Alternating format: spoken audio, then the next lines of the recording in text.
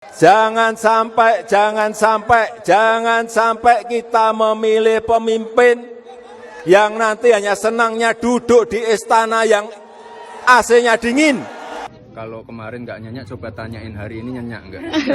Saya juga nggak tahu, saya kan nggak ikut tidur di sana. Ya. Jadi ini orang yang betul-betul ngerti bahwa sebagai public servant, pengabdi rakyat atau abdi negara, dia harus kasih servis yang terbaik pada majikannya. Majikannya adalah rakyat yang diwakili oleh anggota DPR.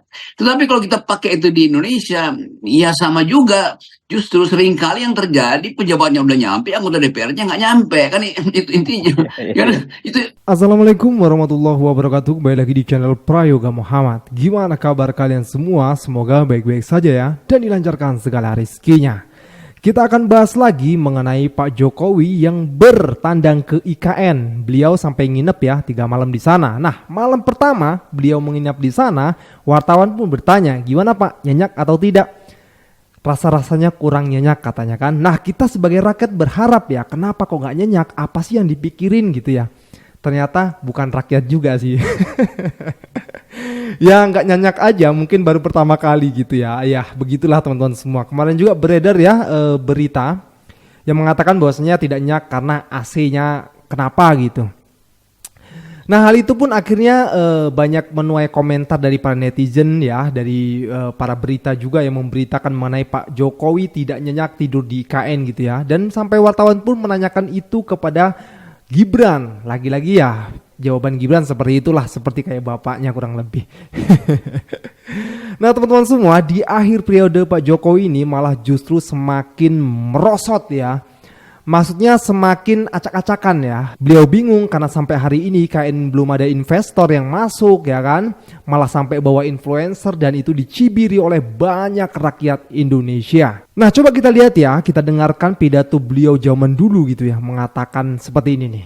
Jangan sampai kita memilih pemimpin yang nanti hanya senangnya duduk di istana yang AC-nya dingin. Ini negara besar. Saya ingatkan, carilah pemimpin yang senang dan mau turun ke bawah. Yang mau merasakan keringatnya rakyat. Pemimpin yang mikirin rakyat, itu kelihatan. Dari mukanya itu kelihatan. Banyak kerutan di wajahnya karena mikirin rakyat. Kalau wajahnya celing, bersih, tidak ada kerutan di wajahnya, hati-hati. Lihat juga, lihat rambutnya. Wah, kalau rambutnya putih semua, nah ini mikir rakyat ini. Ini kayaknya dulu waktu masih pro dengan PDI ya, beliau yang ingin mengusung Pak Ganjar. Tapi lucu sih, di sini mengatakan beliau kan jangan memilih pemimpin yang hanya duduk di istana. Justru malah beliau yang membuat istana. Ini lucu ini ya. Nah sekarang kita lihat ya jawaban dari Pak Jokowi mengenai beliau yang tidak nyenyak tidur di IKN. Yang kedua, tadi malam saya tidur di sini. Bagaimana tuh? Nyenyak apa? Gimana? Tidurnya nyenyak? Nyenyak dong. Nyaman Pak? Enggak nyenyak. Saya ngomong apa adanya. Kenapa tuh Pak nyenyak? Alasannya apa? Alasannya apa ya? Gitu Pak. Ya mungkin pertama kali aja mungkin. Masih belum apa ya, masih belum nyenyak. Atau tidak. Pak Jokowi kalau tidur di tempat baru memang susah tidur atau? Iya Pak, makanya kan kemarin susah tidur Pak. Udah ada cerita nggak Pak? Kalau kemarin nggak nyenyak, coba tanyain hari ini nyenyak nggak? Saya juga nggak tahu, saya kan nggak ikut tidur di sana. Ya. Presiden Jokowi ngaku nggak bisa tidur nyenyak saat menginap di IKN. Ia mengaku belum terbiasa dengan suasana di tempat baru. Jokowi memang dijadwalkan mulai berkantor di kantor Presiden IKN untuk 3 hari mulai Senin 29 Juli. Jokowi pun optimis pengerjaan istana kepresidenan di IKN berjalan baik, kendati masih terus berproses. Ia memastikan sudah tidak ada lagi masalah terkait ketersediaan air, listrik, hingga akses internet. Waduh, kok nggak bisa nyenyak Pak? Anggarannya 466 triliun loh. Itu anggaran yang sama buat ngasih makan makanan bergizi buat seluruh anak-anak Indonesia loh Pak. Anggarannya udah nggak salah-salah lagi ya, 400 sekian T gitu. Untuk membangun istana. Ya kita nggak tahu ya nanti kedepannya bagaimana, tapi yang pasti kalau membangun sebuah tempat, apalagi itu untuk pemerintahan dan nantinya di situ akan berkembang menjadi besar, banyak penduduknya, rakyat di situ ada, itu pasti membutuhkan waktu yang cukup lama, puluhan tahun lah, nggak mungkin disulap bisa 5 tahun beres gitu. Dan nyatanya benar kan, apakah nanti ketika pemerintahan Pak Prabowo akan melanjutkan transisi dari Jakarta ke IKN itu? Jelas tidak mungkin ya. Habis anggaran, habis pikiran juga.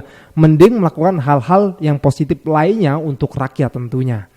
Apalagi rakyat sekarang ya kan membutuhkan peran pemimpin yang benar-benar powerful guys. Yang dimana bisa menurunkan harga pokok, BBM, dan juga menggratiskan sekolah, kesehatan, dan lain sebagainya. Masih banyak PR-nya lagi. Nah teman-teman semua, ini lagi berita juga viral ya mengenai menteri di luar negeri ini ya. Beliau hanya karena telat 1 menit untuk rapat sama DPR gitu kan, beliau mengundurkan diri. Luar biasa ya, beda jauh dengan pejabat-pejabat di Konoha. Dan ini komentar dari Bung Rocky Gerung juga ya, kita lihat videonya. Gua benar-benar respect sama menteri ini yang cuma telat 1 menit aja dia rela mengundurkan diri. Tapi sayangnya bukan di negeri kita ini, di negeri orang lain. Nah, nggak mungkin itu dilakukan di negeri kita sendiri. Yang jelas-jelas salah aja masih bisa membela diri. Michael Bates ini seorang menteri Inggris yang berada di Departemen Pembangunan Internasional. Dan dia mengungkapkan, saya benar-benar malu karena tidak berada di tempat saya. Dan karena itu saya akan mengajukan pengunduran diri saya kepada Perdana Menteri dengan segera. Saya mohon maaf. Nah, penjabat yang seperti ini seharusnya menjadi contoh untuk masyarakatnya. Tapi kalau di negara kita, boro-boro. Yang salah aja masih sempat ditutup-tutupi. Ilah. Saya kira itu pertanggungjawaban dari yang disebut public servant. Jadi dia tahu bahwa dia harus melayani publik karena dia pejabat tuh. Dan yang bertanya pada dia justru mereka yang harus dia servis. Kan anggota DPR mewakili kepentingan publik. Menteri mewakili kebijakan. Jadi kalau rakyat bertanya pada pembuat kebijakan dan dia tidak bisa jawab dengan alasan apapun, apalagi karena dia tidak hadir, itu artinya hak rakyat untuk memperoleh keterangan secara fresh ideas itu tidak dia peroleh. Jadi ini orang yang betul-betul ngerti bahwa sebagai public servant, pengabdi rakyat atau abdi negara, dia harus kasih servis yang terbaik pada majikannya. Majikannya adalah rakyat yang diwakili oleh anggota DPR. Tetapi kalau kita pakai itu di Indonesia, ya sama juga. Justru seringkali yang terjadi pejabatnya udah nyampe, anggota DPR-nya nggak nyampe. Kan itu intinya. Itu, jadi bayangkan misalnya itu, etik yang betul-betul final itu tidak dipahami oleh anggota DPR kita tuh. Nah, itu pelajaran pertama tuh. Yang kedua tentu kita mau lihat bagaimana sifat dari seseorang itu, karakter seseorang itu betul-betul dia buktikan, bukan sekedar dalam janji-janji dia, tapi langsung dia berhenti itu. Orang kan cuma 1 menit, bagi dia bukan 1 menit. Gua nggak datang ketika gua diperlukan. Itu artinya sama dengan ada orang mau tenggelam itu, yang harusnya bisa nolong itu masih makan es krim di pinggir jalan. Gampang-gampang tar nih masih ada 1 jilatan lagi nih. Jadi sebetulnya yang kita sebut sebagai prima facie, nah ini yang penting ini. Istilah prima facie artinya di depan ketika ada problem itu dia tidak hadir, itu artinya dia mengabaikan hak asasi manusia, apalagi hak rakyat. Jadi contoh dari jauh sana tentang etik yang harusnya kita pakai di sini. Itu artinya dasar pertama untuk jadi pejabat publik adalah lulus etikabilitas, bukan lulus karena hasil survei. Kan dasar berpikirnya begitu tuh. Pejabat publik adalah pelayan publik, abdi negara. Mengabdi artinya siap sedia setiap saat. Jadi pejabat publik itu semacam IGD darurat atau ambulans darurat atau pemadam kebakaran darurat yang harus betul-betul on time atau bahkan harus lebih dulu ada di situ sebelum rakyat itu mencari pertolongan. Jadi dia datang untuk memberi pertolongan. Ini gue loh gitu. Nah begitu dia nggak ada di situ ya rakyat merasa loh kan kita pilih kamu supaya nolong kami, kenapa kamu tidak hadir? Nah tentu kayak kalau bahasa Indonesia bilang ya kan Pak Jokowi cuma telat 1 menit. Bukan soal 1 menit, tapi inti dari pertanggungjawaban itu tuh. Atau si menteri ini cuma telat 12 detik. Bukan, itu adalah inti pertanggungjawab dia. Si anggota DPR akan bilang saya telat datang ke rapat karena macet. Lo Anda disiapkan for raider, nggak mungkin ada macet, justrunya Anda dapat semua fasilitas kok. Ya. Jadi kelihatannya itu yang nggak ada di kita itu yang jadi beban sebetulnya. Ya itulah yang terjadi di negeri kita saat ini ya. Mungkin itu karena keenakan kali ya menjabat. Jadi kadang-kadang lupa gitu loh bahwasanya dia itu sebenarnya pembantu untuk rakyatnya gitu kan. Rakyat memilih agar pejabatnya ini bisa melakukan sesuatu untuk rakyatnya, bukan melulu rakyatnya melakukan sesuatu untuk pejabatnya kan gitu, kebalik gitu ya. Nah, mengenai juga influencer yang dibawa oleh Pak Jokowi kemarin ke IKN, ya akhirnya banyak banget komentar dari rakyat ya. Sampai hari ini pun masih ada aja yang berkomentar. Kita lihat komentarnya. Influencer di IKN, strategi citra atau kepanikan politik, ya teman-teman. Di tengah proyek ambisius pembangunan Ibu Kota Nusantara alias IKN, Presiden Joko Widodo mengundang deretan influencer ternama yang turut hadir dalam perjalanan ke IKN. Namun, langkah ini memicu pertanyaan kritis dari para pengamat politik juga. Ya, pengamat politik Adi Prayitno dan Ujang Komarudin menyoroti teman-teman kehadiran para influencer ini sebagai langkah yang kurang esensial. Mereka berpendapat bahwa fokus utama seharusnya adalah menarik investor, bukan sekedar membangun citra positif melalui pesohor. Adi Prayitno juga menekankan pentingnya arti nyata bagi IKN. Sementara Ujang Komarudin melihat tindakan ini sebagai tanda kepanikan dan stresnya menjelang akhir masa jabatan Presiden Joko Widodo, teman-teman. Namun di sisi lain Presiden Jokowi menegaskan bahwa nggak ada target pembangunan IKN yang terburu-buru katanya. Ya, dengan proyek yang dirancangkan berlangsung selama 10 hingga 20 tahun, namun apakah strategi influencer ini merupakan strategi jitu atau hanya taktik instan dalam memoles citra? Yang gimana sih, share pendapat, drop komen ya. Ciri-ciri pemerintah yang nggak pede kebijakannya bakal dipercaya oleh publik adalah nge-spam pakai influencer. NKRI, Negara Kesatuan Republik Influencer. Mau memperlihatkan IKN baik-baik saja, bawanya influencer. Mau ngesahin undang-undang oligarki, Omnibus Law Cipta Kerja, kampanyenya pakai influencer. Mau menuju pemilu, pengen nunjukin dirinya pro terhadap pemuda, bawanya influencer. Ya suka-suka mereka lah bang, itu kan untuk supaya kebijakan didengar banyak orang. Nggak gitu masalahnya Bambang. Ini presiden atau pemerintah ketika menggunakan influencer, kan kita nggak pernah tahu dari mana anggarannya. Apakah dari APBN misalnya, anggaran kementerian kah, anggaran kepresidenan kah, uang pribadi Jokowi kah, atau jangan-jangan nggak dibayar hadiah buat para influencer ini kalau nikah, saksinya ntar Jokowi yang datang. Jadi berita yang gue temuin, misalnya dalam satu periode tertentu, bisa 90 miliar presiden menggunakan anggaran untuk membayar influencer. Bahkan justru institusi dengan pengeluaran anggaran influencer terbanyak ada di institusi Polri dengan anggaran nyaris 1 triliun buat influencer doang. Pertanyaan gue, emang apa hal tersebut yang membuat nama polisi jadi baik? Perasaan tetap jelek-jelek aja nama Polri. Again guys, masalahnya hal-hal tersebut adalah uang rakyat lewat pajak yang dititipkan kepada pemerintah. Kita ambil contoh aja deh satu studi kasus, misalnya IKN ini.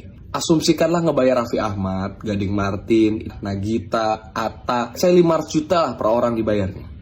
500 juta per orang kalau dikali sekian di foto-foto ini bisa sampai 6 miliar. Ini belum sama akomodasi selama hidup di IKN, makannya, penginapan, dan seterusnya. Katakanlah total-total 10 miliar sama tim-timnya influencer ini. 10 miliar nih ya teman-teman ya. 10 miliar kalau anggaran tersebut digunakan untuk membangun sekolah di daerah. Itu sekolah sudah terenovasi lengkap dengan laboratorium, dengan lapangan, dengan kursi-kursi yang bagus, 10 miliar tuh. Maksud gue, anggaran itu nggak bisa dilihat remeh. Banyak fungsi-fungsi yang bisa digunakan lebih baik. Dan menurut gue juga nggak boleh lah dibiasain kalau berbagai kebijakan itu berusaha diciptakan realitas semua atau propagandanya seakan baik-baik saja dengan mengundang tokoh-tokoh terkenal influencer gitu loh. Aspirasi publik misalnya soal penggusuran, soal kerusakan lingkungan, soal rusaknya demokrasi, gak bisa dikecilkan hanya dengan seseorang dengan follower jutaan ngomong bahwa ini baik-baik aja. Tapi saya punya saran Pak Jokowi. Saran saya supaya Bapak gak buang-buang uang untuk mengeluarkan influencer. Saran saya next pakai aja menteri-menteri Bapak. Gantiin tuh para influencer itu. Kenapa? Soalnya mereka gak kalah lucu kok sama Raffi, Atta, dan Gading Martin. Bahlil misalnya gak kalah lucu ngurusin kementerian. Budi Ari gak kalah lucu ngurusin di pusat data. Begitupun dengan menteri-menteri Bapak yang lainnya. Gak kalah lucu kok. Langkah Jokowi dengan membawa beberapa influencer pergi ke IKN, terlepas itu dari biaya pemakai APBN ataupun tidak, ini adalah bentuk dari kekhawatiran Jokowi terhadap kelangsungan IKN dan pandangan-pandangan masyarakat, juga bahkan dari pengamat-pengamat politik yang menyatakan bahwa IKN akan mangkrak. sesuai dengan Undang-Undang Nomor 10 Tahun 2023 bahwa IKN akan dibiayai sebanyak 20% dari biaya keseluruhan IKN yang 466 triliun. Hari ini sudah memakai 72 triliun. Jadi kekurangannya hanya 19 triliun. Dana tersisa APBN untuk pembangunan IKN tinggal 19 triliun. Dengan belum adanya investor asing yang berinvestasi di IKN, tentu ini sangat mengkhawatirkan. Dan langkah Jokowi seperti biasa memainkan dalam framing opini, pencitraan-pencitraan yang dia lakukan. Dia ingin dengan membawa influencer-influencer dengan follower-follower besar ini akan membentuk sebuah opini seolah-olah IKN pembangunannya biasa-biasa saja.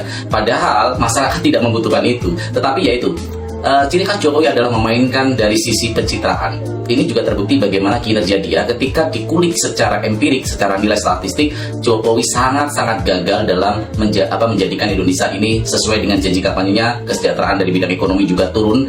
Bagaimana dengan demokrasi, penegakan hukum itu sendiri. Contoh Firly Bahuri yang sudah 8 bulan menjadi tersangka tapi belum ada tindak lanjut. Jadi ini adalah justru masyarakat harus menilai langkah yang dilakukan Jokowi adalah bentuk kekhawatiran bahwa IKN akan mangkrak, dan cara Jokowi menyelesaikan bukan dengan langkah-langkah yang fundamental, tetapi yang dilakukan Jokowi lebih kepada pencitraan, membangun citra kembali. Dan membangun citra ini biasanya yang percaya adalah orang-orang yang kekurangan literasi. Tetapi cara-cara seperti ini tidak akan mempan bagi masyarakat-masyarakat yang bisa atau terbiasa dengan data-data sebagai sajian untuk apakah Jokowi berhasil atau tidak. Lagi-lagi itu pemborosan anggaran juga iya, dan tentunya itu meyakinkan buat kalangan kita gitu, anak muda ya, semakin tidak percaya gitu dengan kinerja dari beliau. Oke teman-teman semua, gue rasa cukup ya. Jangan lupa untuk berikan komentar dan kritikan kalian di bawah ini. Jangan lupa juga untuk like, subscribe channel ini. Sekian dari gue, Prega Muhammad. Wassalamualaikum warahmatullahi wabarakatuh.